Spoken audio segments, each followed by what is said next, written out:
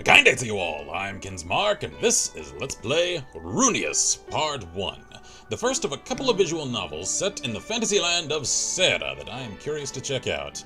So let's commence a new game.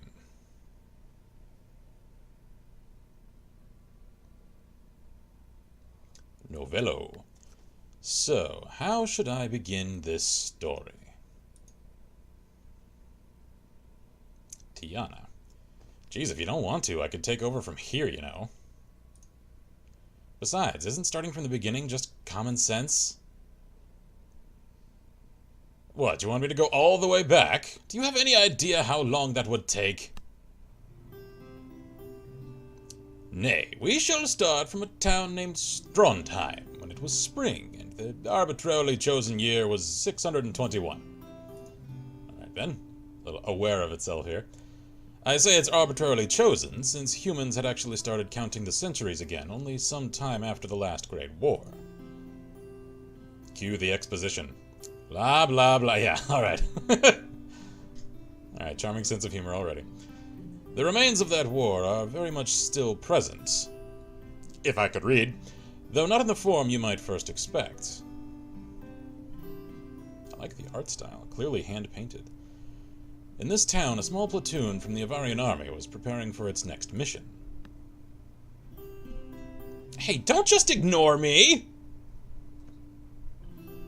Their orders were to inspect a nearby rune mine and bring back any runes worthwhile.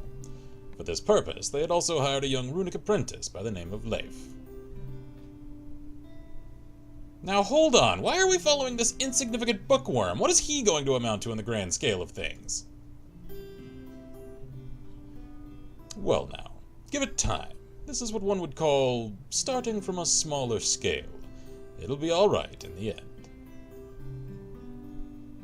Whatever you say. Commanding Officer Cole, blood type B, age 37. Pants, fluffy. Huh? What's with those peculiar details? I was just wondering the same thing. Don't worry about it, just a little tidbit. Filler, then. This sure is the pits. That pesky inn we had to sleep in was one thing, but seeing just how slow the mornings here are makes me think of it all over again. I like that coat. Runic Apprentice, Leif. And this time it's actually normal? I take it you haven't been to this town before, sir? No way. You'd need to have really rotten luck to be assigned to the middle of nowhere like this. The man was right, as Strondheim was a rather small, remote fishing town near the southwest border of Bavaria. The weather here was rather warm all year long, but then again, that was pretty much the only positive thing to say about this town. Wooden houses built side by side formed a network of sprawling alleys and tiny streets, and yet the town's market square was actually the only part of the town that was paved. Only a few merchants were setting up their stalls, and near the pier a few sailors were preparing even their fishing boats. For Leif, accustomed to the busy streets of the capital, it must have felt like the entire town was still sleeping. Well, doesn't that make us the unlucky ones then? Hardly. This is a quick job. Get in, bring back what you can, and get out. We'll leave the heavy lifting to the miners. We're just here to make sure the place is safe. That's awfully convenient. Here's to hoping the site ain't flooded by monsters. Now that would be real rotten luck. How else am I supposed to read that? His laughter didn't exactly convince Leif, because it was so convincing already. But the young man decided staying silent was of least effort. Leif was a young man only nearing his 20s, a scholar at the Avarisburg Institute for Magic Research. His hopes were to study magic, settle down eventually, and then make a stable living by just reading and writing, which were all relatively conservative for someone of his age. But then again, this boy was no soldier either. His short and slender stature was complemented by a sly, bespectacled face and brown hair. His cheap clothes indicated a rather modest upbringing, but the numerous runes overflowing from the pouches of his belt were nothing to scoff at either. Though despite his appearances, his sarcastic streak had a tendency to get him into trouble from time to time, but he always had the wits to back up his words. Now wait a minute, how come you're spending such a long time describing this boy after just calling him an insignificant bookworm? Huh? Well, excuse me, this is what they call setting up the stage. You need to get some background laid out there and build it all up slowly. Nonsense. If you spend too much time dilly-dallying around, the audience will lose their interest. Now, watch and learn. Cole's platoon, with Leif in tow, made their way towards the aforementioned rune mines. Now, these mines were, of course, mines, only in name. It was no secret, after all, that runes were actually dug up from the battlefields of the past. While the exact details have been lost amidst the shadows of history, the weapons and other reminders of past battles seem to be plentiful wherever these magical stones were found. But the weapons of the past were also the technology of today, as the magical power of the runes could be channeled into various mechanical devices, not only for combat, but also for fueling the growing industry. Yet to this day, no one seemed to know the exact origin of the runes, nor how they were produced. And so, mining them from the old battlefields was the only way to acquire these crucial artifacts, which had become the very power keeping the gears of the society running. Always trying to one-up me, aren't you? You sure it's not the other way around? I think it's a mutual thing. We'll see about that. On with the story! Meanwhile, Cole's platoon had made its way past the gates of Strondheim. While I speak about a platoon, Cole's unit certainly wasn't amongst the more organized units of the Avarian army. Including Cole himself, the whole unit consisted of 10 men, or, to make a slight correction, 9 men and 1 woman. The woman in question was Leaney?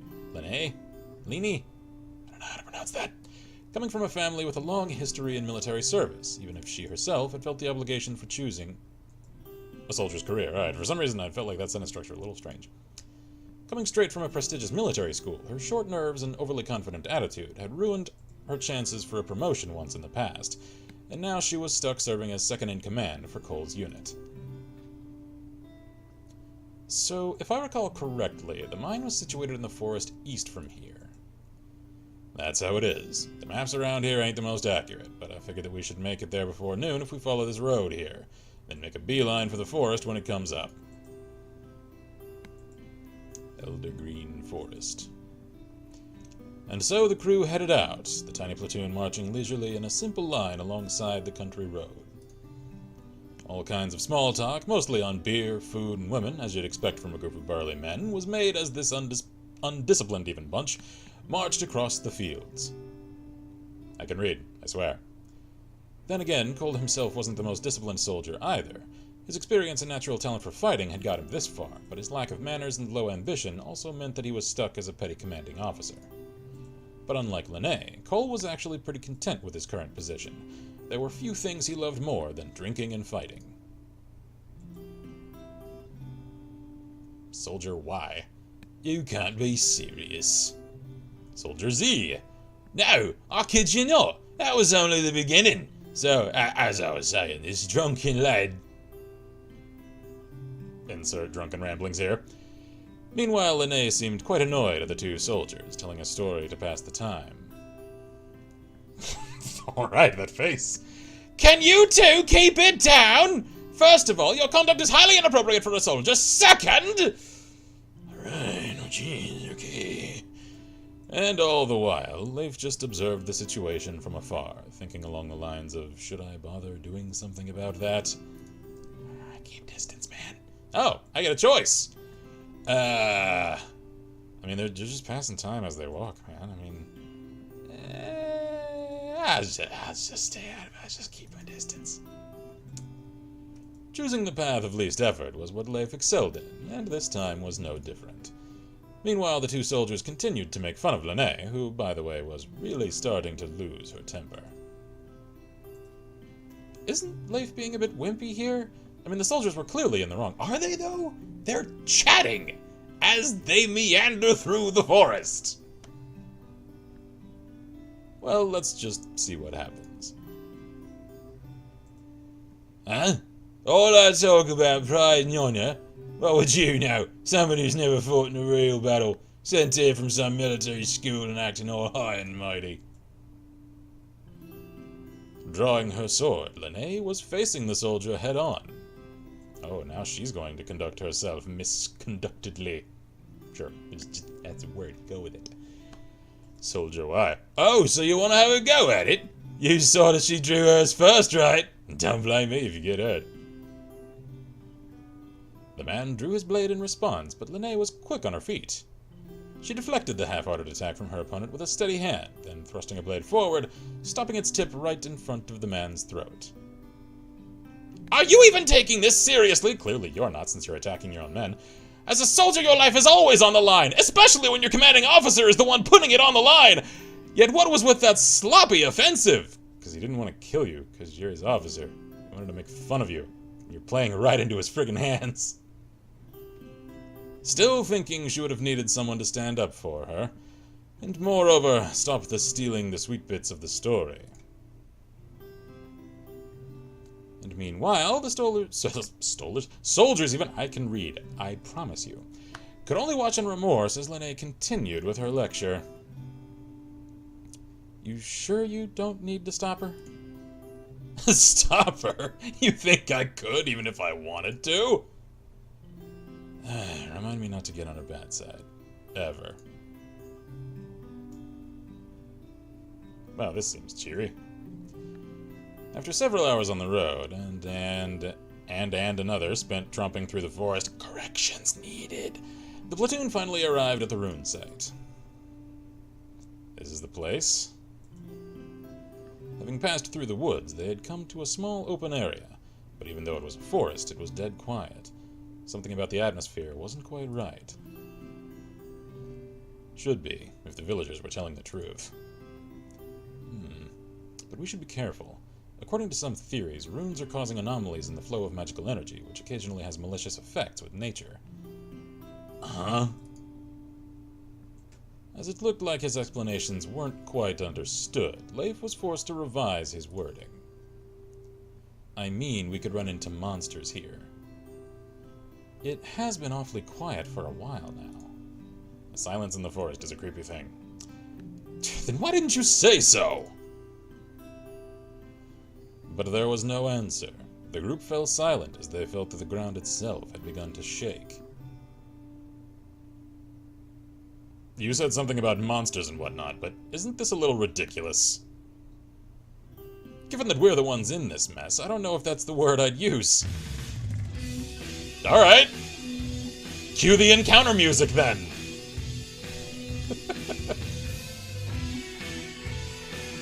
The said creature looked every bit like a horned beetle. Well, that's if horned beetles were 9 feet tall and ferocious. Alright, creepy. All things considered, Cole and his men were no strangers to situations like this. Monster extermination was one of the army's tasks next to hunting down bandits and keeping order. Still, apart from speculation, no one seemed to know where these monsters come from. A beetle would not grow 9 feet tall under normal circumstances, that much was for certain. But just who or what was responsible? I like this music. Cool choice. Got no choice but to stand and fight. Get into formation. Spears to the front, archers to the back. Lene, you and me will go in from different sides. Got it? The arrows ain't working on that thing! I don't know why some of these guys have English accents and some don't. Just roll with it, alright? The creature's tough carapace seemed to deflect every attack. The arrows bounced right off. Aim for its damn eyes! The men cursed and yelled at each other angrily, but somehow their formation held together, even as the creature stomped towards them. We've got to aim for its leg joints! Have fun with that.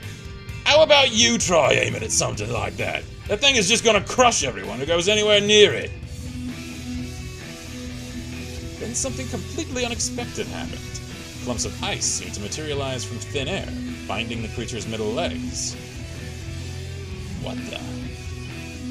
I don't care what it is, now's our chance! Cole and his men made quick work of the monster, poking their spears and swords into the slits and gaps between its carapace plates. In the end, you could almost feel some pity for the poor creature. Maybe. Ouch. overheated again. I guess it still needs more work before it's ready for practical use. In his hands, he held a metallic gadget of some delicate shape. The various pipes seemed to glow red from heat. In the center of the contraption, one could see a glowing runestone. As Leif stood there, gathering discredulous looks from all around, an ominous silence permeated through the whole group. They kept on rocking, though, because it's just such a cool soundtrack, they couldn't let it go to waste. By now, runes were quickly becoming more and more famous, but outside the capital, magic was still a rarity. Those living in the countryside had obviously never seen runes, let alone magic. Seriously, is that just gonna keep on playing at this point? Eventually, Linnea was the first one to break the silence, because of course she was. That ice. Don't tell me you somehow... well, yeah, cool guy glasses. This is a rune amplification device, or should I say a prototype I'm working on.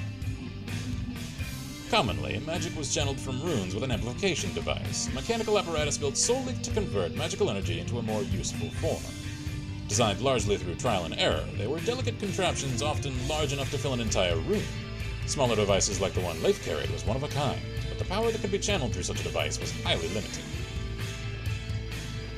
Well, whatever it is, it ended up saving us. That beetle's a tough nut to crack. He just totally did that, didn't he? Did what? He did. And he probably thinks it was pretty damn smooth. Oh, the pun. Alright. Though he would never consider it himself, perhaps his honest reaction was just what the situation needed. The tense atmosphere was suddenly wiped away as the group bursted into a bout of friendly laughter, and just kept on headbanging. Alright. So you are more than just talk. I'm actually impressed. A little. It's more than I can say for you. If that impressed you a little, then I have to wonder just what kind of scale are you thinking with? Laughing at each other, Leif was starting to feel a connection toward Cole's platoon. He was no longer just a hireling on a temporary assignment. They were comrades now. Having to trust someone else with your life wasn't such a bad feeling when they trusted you to protect theirs in turn. Alright, finally. Calmed down a little. Someone just, pulled out the acoustic guitar, just like, Commander Cole, it's dead. It's leaking. It sort of smells. Can I play the guitar to calm everyone down now? Permission granted. Afterwards, the group split up, searching the forest for runes as they were plentiful where signs of past battles lay. The forest had concealed such signs well, but not entirely. Here or there, you could find a battered helmet, half buried into the ground, or a rusted sword stuck under a tree root. Their owners were nowhere to be seen, though. So I'll be checking this end, then. Hey, Linnea, go after him. He's still a civilian, so we can't really leave him alone. I guess it can't be helped. It's almost like it's your job or something. Shrugging her soldiers in an overly grand manner, she then hurried after him. She looks cool. I like your scarf.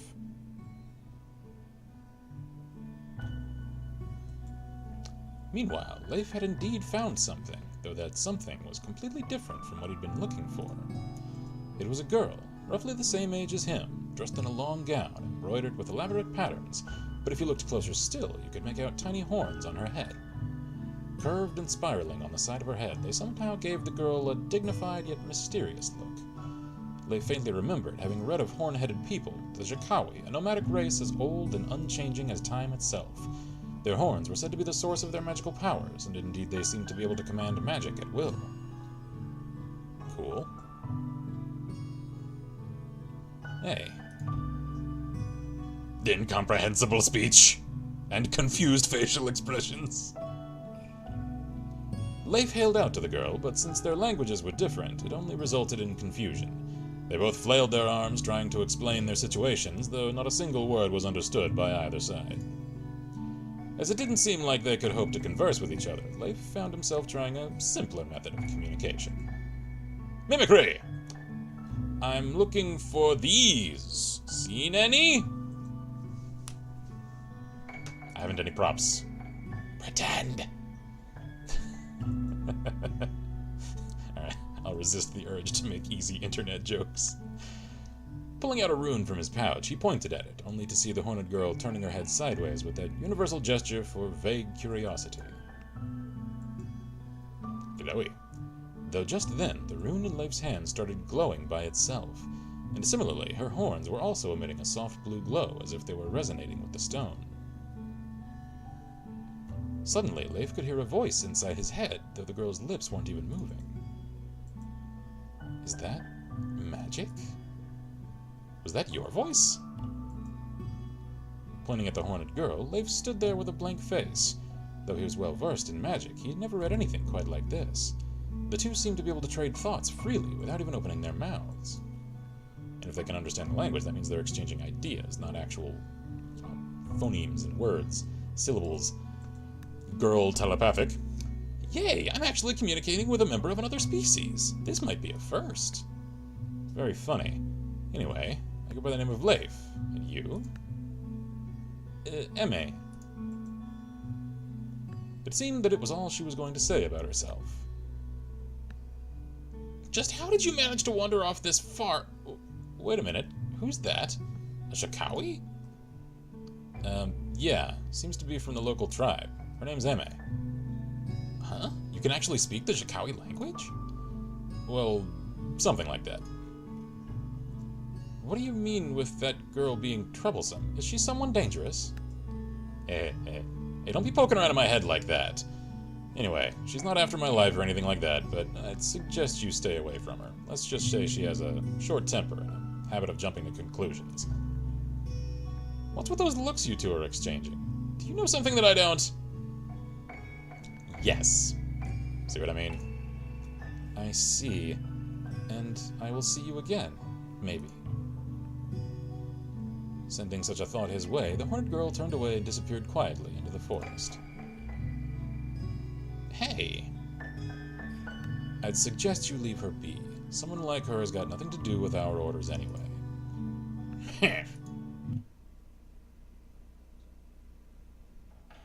Alright. Creepy. Hey! I found something. Nevertheless, his voice didn't sound too delighted about his own discovery. Where the man was pointing, you could see the half-burnt remains of a wagon, the charred skeletons of the poor soldiers still sitting in the back. The 600-year-old war. And as to remind them of the very cause of this past destruction, a small number of runes laid scattered around the scene. Plain gray stones inscribed with dark patterns, their meaning long forgotten. Were they really worth all those past battles? A dozen more skeletons were lying on the ground. You could no longer tell who had fought for which side, as there only their bones and some metal parts of their equipment remained. The banners of their countries had been long forgotten and had been withered away by time. No honor remained here, just death. Witnessing such a scene, the group remained silent. We should give them a proper burial.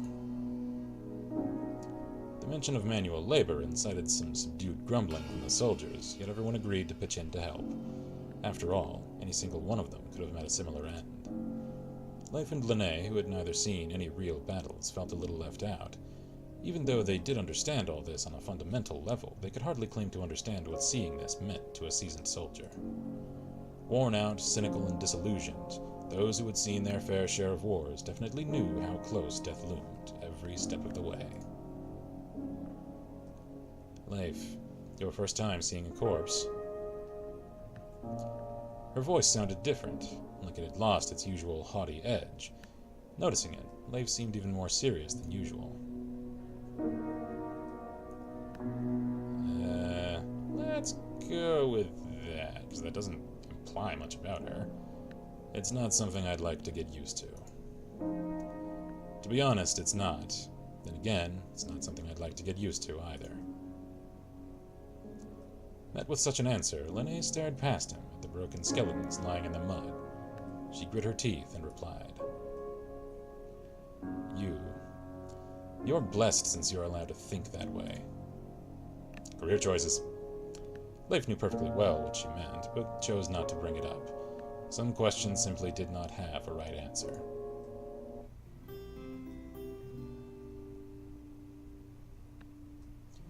While Cole's group was still in the middle of the burial, something else was afoot nearby.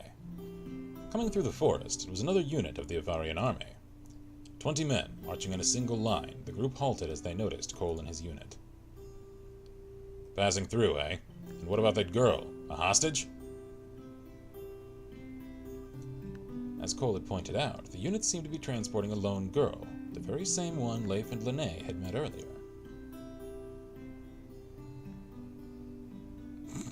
Alright then. Our orders are none of your concern. Completely ignoring Cole's questions, the woman in charge demanded to pass through. Alright. Color me a little surprised there. She's a Jakawi, isn't she? Just what kind of orders are you following? Though surrounded by soldiers, the girl seemed hardly intimidated at all. The expression on her face was completely solemn, or rather, absent. If you're that persistent, I'll tell you. Our orders come directly from the Council of Magic Research. Our mission is to capture a Jakawi, and that's that. What happens to her after I've brought her to the Institute just ain't my problem. You can't be serious. Leif, we've got no say in this. Well, like it or not, she's got nothing to do with our orders. While orders were always absolute to a soldier, Leif, as the outsider in the situation, could hardly watch her being treated this way. Yet he also knew that carelessly opening his mouth here could easily spell trouble, not only to himself, but to Cole and Linné as well. Let's see here. You go with you treating her like some kind of animal, or hold on. I mean, we gotta say something, right? I mean, maybe at least just, like, take shackles off or something. I think we can manage, a little miffed group animosity here. I can't believe anyone from the Institute would issue such an order. You're treating her like some kind of animal. Keep your pride to yourself, Runic. You haven't got anything to do with this. Besides, why should I care? She's not even a human. Calm yourself, kid. The soldiers are just following orders. They're taking some liberties with them, too. That's right. Listen to your commander and shut your mouth. You're just a civilian, one attached to a military unit. Don't get cocky. Don't forget he's still under my employment. This guy. Cole wasn't exactly one of the high-ranking officers, though the others knew him by reputation, knowing not to get caught up on his bad side. Alright, men. Let's get this thing back to the capital. The officer and his men made their way back home as they continued to escort their new prisoner. Hold on, is it a him or a her? Like, conflicting pronouns here! What the hell were you thinking, Runic? Don't step out of line again or I'll cut off your feet! So you'd assault me for standing up for someone that you don't have any command over. You don't have any reason to serve as a soldier, do you? You just don't have the personality for it. Or the discipline. This guy, that's enough, Linné. Come on, we need to get moving too. It's a long march back to the capital. Cole's unit quickly returned to formation as they prepared for the journey ahead. Leif, however, dragged behind, not happy with the feeling of being left to try and defend Emme alone. While the capital of Avarisburg even had its own railway system, powered by the same magical runes which drove the Industrial Revolution of the capital, small towns like Strondheim were still as remote as ever. Making it back to the region of Avarisburg would still take them several days.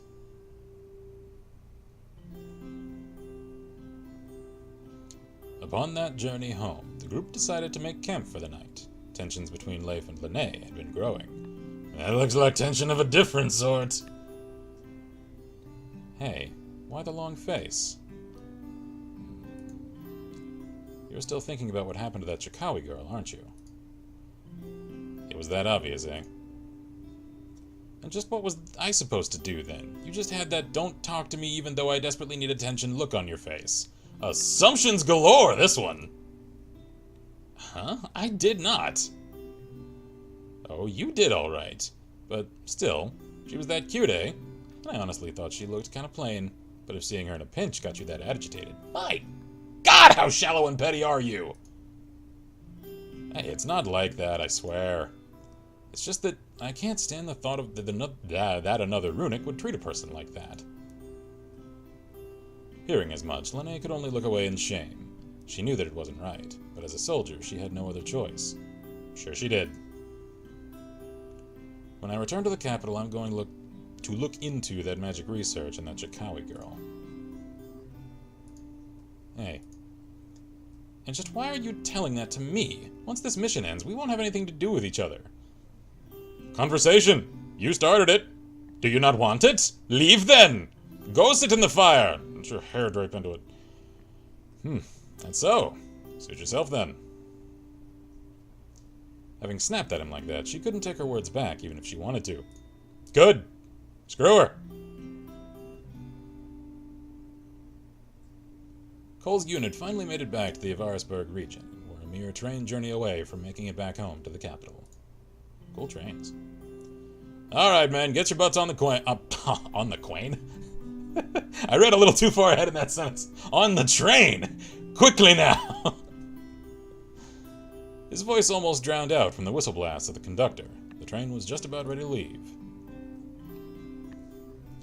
Though just a small military platoon, the members of the Avarian army were well treated, their cabin well decorated with brown leather seats and plenty of legroom. This was for sure an upper-class cabin. After taking their seats, the train soon burst to life as the short ride home began. In just a few hours, I'll finally have a decent shower. What's the matter? Nothing like roughing it for a few nights. Not all of us like to live like dogs.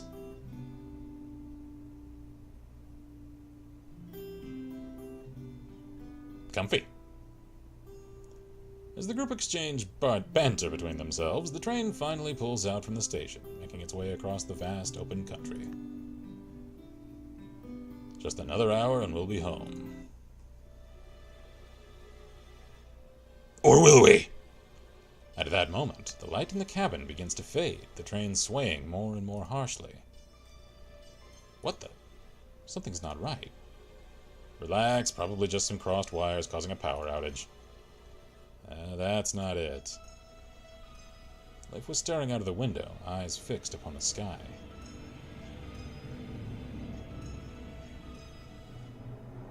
Don't you think it a little strange, he says, looking back toward the others. It's meant to be the middle of the day, then how come it's just gone as dark as night?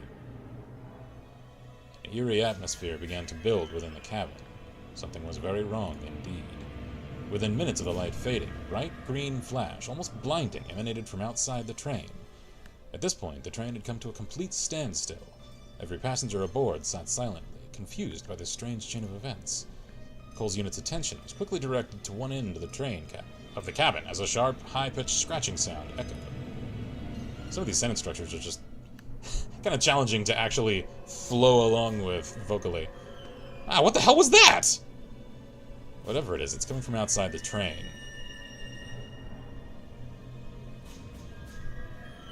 The scratching moved along the walls of the cabin, finally stopping at the door. Everyone watched intently as the handle began to slowly pull down. Someone's trying to get in. Someone. Or something. Alright, a little cliche there. Impossible. All the doors are locked tight during transit. There's no way in. Leif, the train isn't in transit.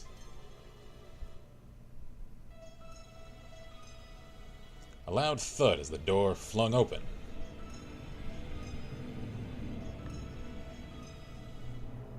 Blinding light once more flooded the cabin as a figure slowly began to emerge from the door. I sense anticlimactics. End of part 1! Fiend.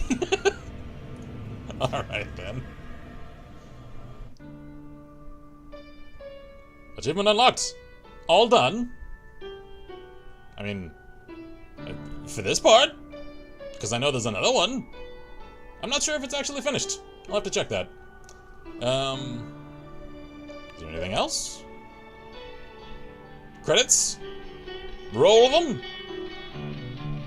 I guess it's such a small team that they're individually taking their credits. So as that rolls, I enjoyed this. It had some sentence structure errors. Some of the dialogue felt more like narration that was just put into quotation marks, because some of those sentences aren't the way that actual people talk. Even in a fantasy setting, like saying that it's supposed to represent night here, like, that's not the way people talk.